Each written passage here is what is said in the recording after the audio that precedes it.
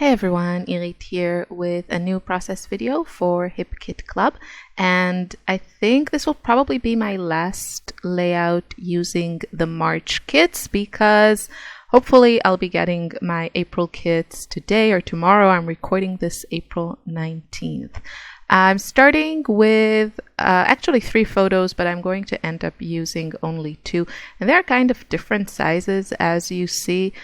One I trimmed, and then the other 2 were just taken with the different cameras in my phone. So one with a, regular camera, and then the other one with a selfie camera, and apparently the frame is different and everything. So that's why the different sizes, and I always find that a little bit challenging, but I think with this design it actually worked pretty well and kind of gave me a place for some embellishments, as you will see. So I'm just starting out with going through the papers, and this is almost always my first step. I just audition different papers and decide which it usually helps me kind of narrow down at least to color when I do this, because the background really changes the way the photo looks, I find. It kind of brings out certain colors and helps it look, I don't know, more like better or worse, just depending on the coloring of the photo. So I went back to, I think, one of the first papers, of course, and I've really wanted to use this gorgeous, gorgeous paper from Dear Lizzy, if I'm not mistaken. I think in my previous projects with this kit, I mostly use actually the other, like crate paper and the other manufacturers we had in the kit. But here I am finally going to use the Dear Lizzy paper, and I'm just trying to think, like, I need something to help my photos pop off that background. So what I'm going to do, I'm going to go back to what's become, I guess, kind of a go-to design, and it's just so fun to work with. It's so easy because it makes embellishing, I feel, really easy. And yeah, you'll see me do that. So last week I basically chatted about all kinds of stuff, mostly makeup in my video, and it was really, really fun to read your replies. And I appreciate every single comment, and I love it when people write me, and I love it when you tell me, when I say something about my life or where I live. I love it when people tell me how it is where they live, because that's one of the amazing things about this community, how we can connect through this hobby or obsession, like with people all over the world. And I love that.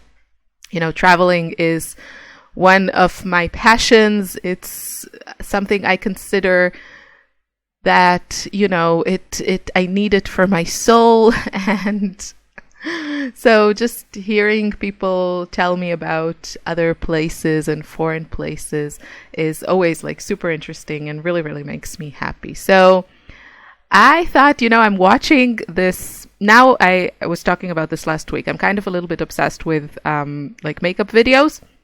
My previous YouTube obsession was like cooking videos, but mostly vegan stuff, or almost only vegan stuff, because that's kind of what I am into right now. It's not what I'm into. That's how I eat now.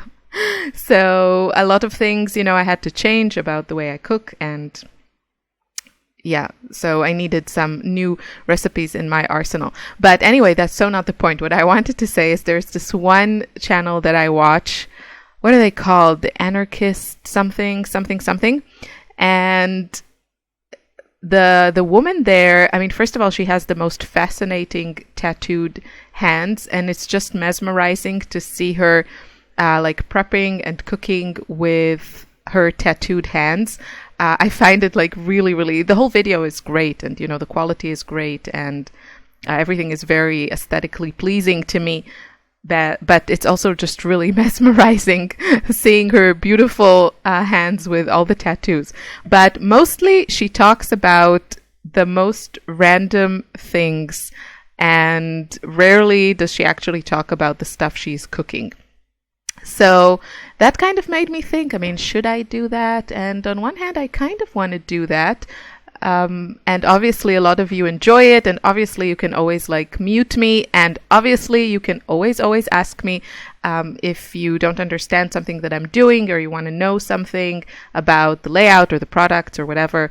You can always leave me a comment, and I always answer. If I haven't answered in the past, then it was by mistake.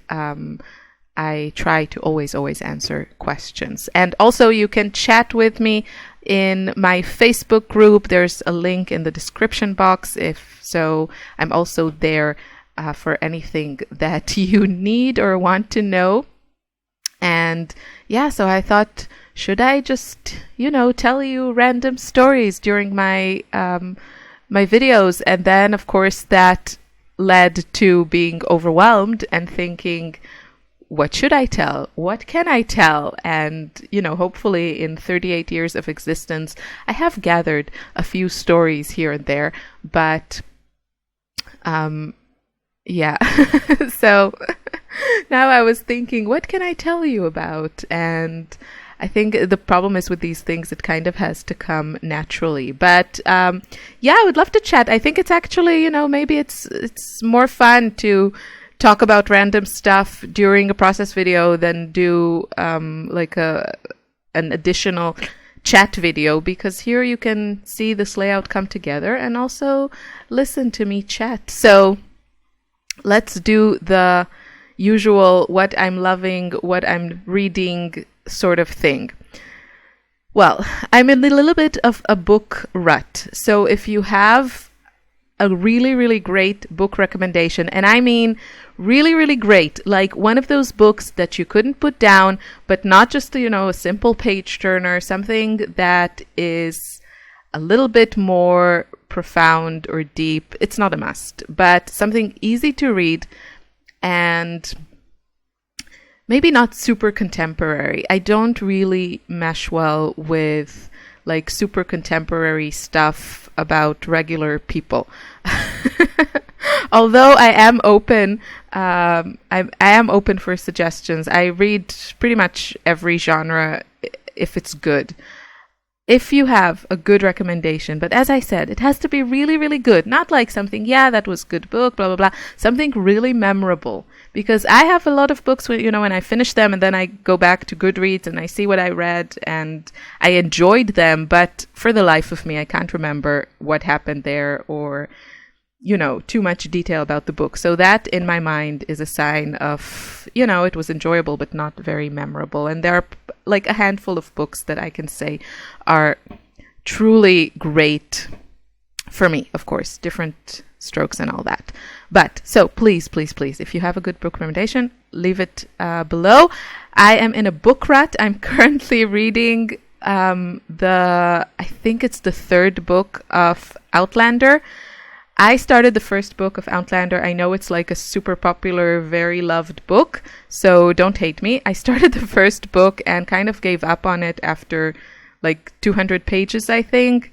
I love the concept. I'm obsessed with, British history, and I definitely think I was English or maybe Scottish in a previous life. And I just love that. And the whole, storyline that she goes back in time, it was so appealing to me, but I couldn't get through the first book. And then I saw the first 2 seasons of the show, and come on, Jamie, do we need to say anything more? So the 2 first seasons were on Netflix, and at least in Austria, I think Netflix changes from country to country. But in Austria, we have now the first 2 seasons available. And then I didn't want to buy the 3rd season from Amazon because I'm cheap. So I bought the 3rd book, or whichever book picks up from where the 2nd season ended. And I'm reading it. It's okay. I'm not like wowed or anything. And probably if something better comes along, I would be happy to switch. I also watched the other day with my husband. We watched together. Outlander I watched by myself because it's not for him. So it's too romantic. And we watched together The Dark Tower with, what's his name? The Idris guy. I mean, come on, that's good enough reason to watch any movie, right? And besides the fact that it was a little bit short, I really enjoyed the movie, and I finally felt like it was, something I haven't seen 100,000 times before. And I know it's based on a Stephen King book, and I know it's a whole series of books, and I do love Stephen King. My husband has read, I think, every one of his books. Maybe in the last years he's been a little bit, he hasn't been able to keep up, but when I met him, I think he read all the books that Stephen King had written, and that's a lot because he's a very, very, very prolific writer. And I've also read, I think, The Stand and It are some of my all-time favorites. The Stand, I think, is number one from his books. I think, it also depends. I'm so jumping from one thing to the other, but books, TV shows and movies are always like one of my favorite things to talk about.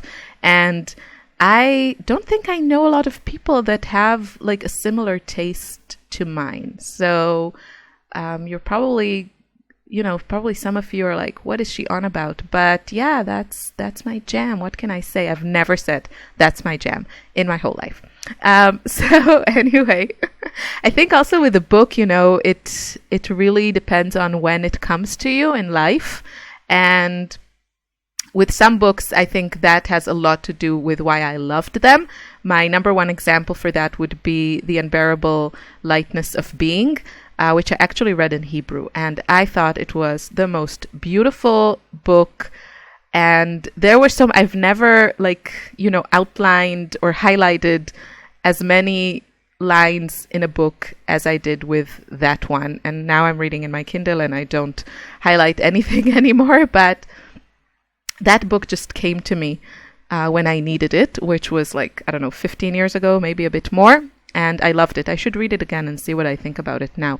But anyway, The Stand I read on a trip, and I think I read it in New Zealand. And reading books on a trip always makes them a little bit more magical to me. So that also adds to my, warm feelings toward that book. I think it's fantastic. I love the type of, virus kills 99% of the population books. But this one is definitely, I think that one, The Stand is number one for me in that kind of genre. And what's it called? Station 11, I think, was another beautiful book that I enjoyed. It's not as good as The Stand, in my humble opinion. And I know It came lately, like the movie and everything. I didn't see it because I have less tolerance for horror stuff these days, especially when there are children involved.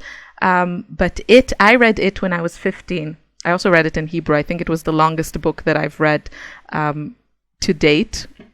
And I remember there are certain scenes from that book that I still remember, and it's 20 years later. That book is so scary. It's fantastic. So anyway, we were watching The Dark Tower, which made me want to read the books. I've never read the series. Adi, my husband, read them, and I think he said the first book was a little bit confusing. So I don't know if I'm ready to dive into that. I do love series. But yeah, if you have read The Dark Tower by Stephen King, then please let me know what you thought of it. As for TV, we finished watching the 5th season of Elementary. I love Lucy Liu. She's fantastic, brilliant casting as Dr. Watson, of course. And now we're searching for a new show to watch. So if you have... we started actually Lost in Space from Netflix. We just started it yesterday.